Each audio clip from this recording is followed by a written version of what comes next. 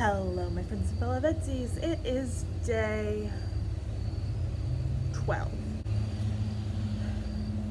But yes, it is day 12 and I'm gonna talk about Shakespeare because fuck it. If you watched yesterday's video, you heard me complaining about my tech class. And part of the reason I don't like it is because content for teaching theater doesn't really exist outside of Shakespeare. So needless to say, when I'm in these classes, I have to think a lot about Shakespeare. And that's even more than I already think about Shakespeare. I mean, I've been in a Shakespeare show, I have done plenty of analysis, I've gone to Shakespeare workshops, I've gone to the American Shakespeare Center in Virginia, highly recommend. I'm going to be directing a staged reading of The Twelfth Night next semester, so I'm pretty solid on my Shakespeare. So for one of my little dumb assignments, the thing I made wasn't actually that bad. It was a list of 10 of my personal favorite Shakespeare monologues that kind of run the gamut. Now these aren't necessarily the best. I mean, even for some of the more well-known shows, I tried to pick like the second or third most popular monologue from it that I liked, because everyone knows to be or not to be. Everybody knows, alas, poor Yorick. I knew him well. Like, we all know, oh Romeo, wherefore art that Romeo? Ooh, this would actually be a good place to do that, because like, I'm back over here and it is very aesthetically pleasing. But yeah, even when I was going for the more popular shows, I didn't necessarily go for the more popular piece, because there's a lot that Shakespeare has to offer, and I wanted to highlight more than just the same old. Now, this isn't in order or anything, this is literally just as I thought of them. First off, we're gonna talk about Rogue and Peasant Slave from Hamlet. It is, I think it's one of the cooler Hamlet monologues. Hamlet monologues a lot, but this is one that isn't completely sad emo boy hours. I'm simplifying Hamlet a lot, but it goes beyond just his normal sad emo boy hour. He describes the actor who is weeping for a fictional character versus his own inability to weep for his dead father is really touching, and it highlights one of the things I find more interesting in the show, the idea of toxic masculinity and being a man and suffering in silence. Next is what I call the All Thy Comfort Shut in Gloucester's Tomb monologue from King Henry VI Part 2.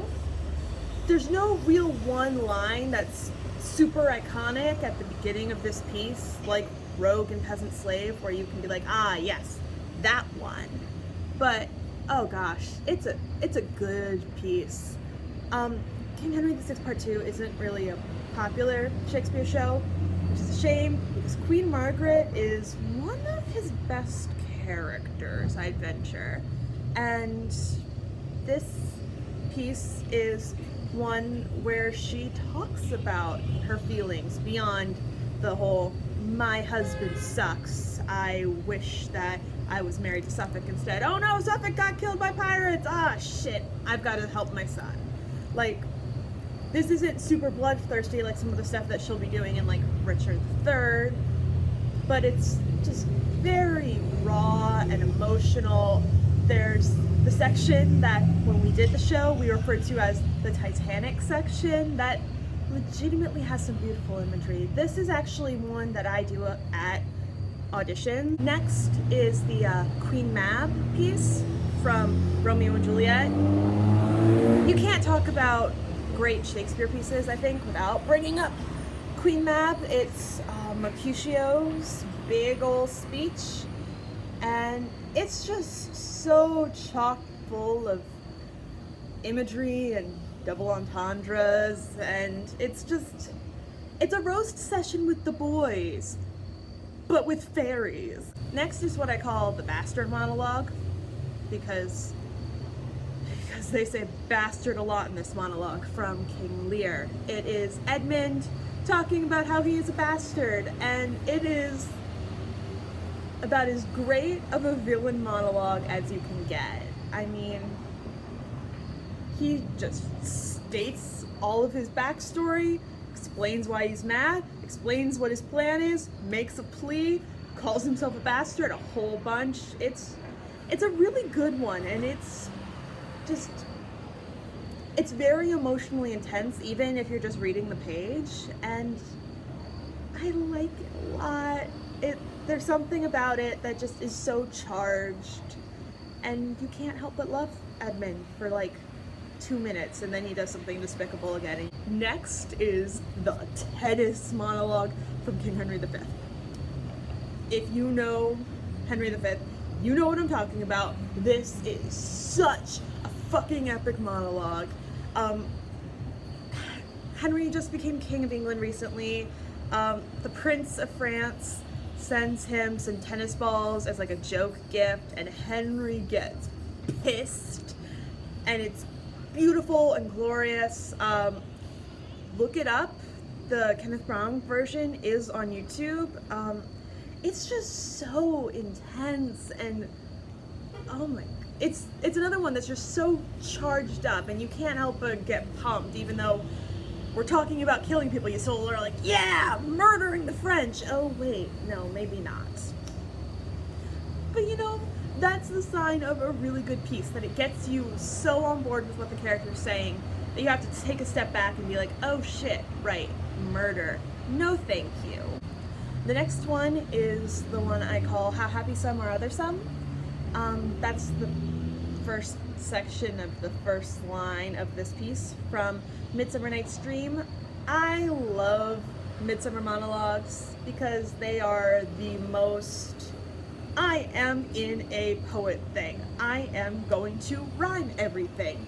We are doing couplets, every single fucking word. Like, it's just, making the couplets sound natural is really hard as an actor, and I love that little challenge of not sounding like I'm in a Dr. Seuss book and still having raw emotion. And Helena's a fucking mood. Next is the one that I refer to as the this is the air monologue from Twelfth Night. Twelfth Night is so full of hijinks, and this piece isn't like, I think a lot of Shakespeare dialogue is more funny than Shakespeare monologues, but if you are doing this monologue well, remembering that you're in a comedy, it is so funny. Okay, so this is, alright, so you've got your two twins who are separated, and this lady falls in love with the one twin, who is actually a girl dressed up as a boy, because Shakespeare really liked cross-dressing. And so Viola is dressed up as a boy, and Lady Olivia falls in love with her, but then she runs into her twin brother Sebastian, who was thought to be dead, and is like, hey, let's get married. And Sebastian doesn't even know that his sister's alive, and so he's just like, what the fuck is happening? It's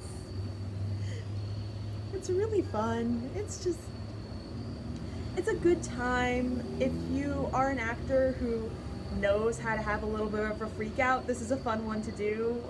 And I have a soft spot for 12th Night. Next is what I call the husband's fault monologue from Othello. It's just, God, it is Shakespeare saying, yo, respect your wives, bitches. I mean, that's what it is. It's saying that if a guy treats his wife like crap, then anything she does, like if she cheats, well, maybe you shouldn't have treated her like crap. It's legitimately just a great piece of feminist theater. Next is Tomorrow and Tomorrow and Tomorrow. Creeps in a penny pace by day to day. Yes, you know, the Hamilton line that is from Mackers. This is a pretty short monologue as far as monologues are concerned.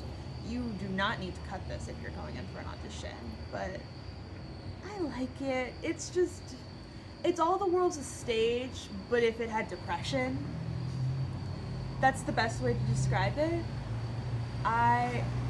Mackers is not my favorite show by a long stretch, but this piece just, oof, so good, so good. And last but certainly not least is the Think Not I Love Him monologue from As You Like It. As You Like It is another one of the cross-gender fuckeries. I mean, that's what they are. And this is Rosalind being like, oh, that boy, he was so annoying. He was just insulting me, but he was charming, I suppose, and I guess he was a little attractive, I guess. And then, of course, because this is a cross-gender fuckery play, that's not a boy. That is a girl wearing pants. I just love that pants are all it takes in these shows. It's really great. I mean, it really is the Clark Kent classes of theater are just pants. I know there's like historical reasons and all, but it's just fun to me. And this piece is fun because it's just a lot of romantic comedy and confusion, and I think it's funny. Hey guys, Future Tessa, who just realized that she forgot to do an outro because I messed up the order while I was doing the filming. So yeah, these are just 10 of the many awesome Shakespeare monologues. I think they're all pretty fun. These just happen to be some that I think are more fun than others, and there's some that I've been exposed to. If you have opinions on Shakespeare, please feel free to tell me, and I'll see you tomorrow.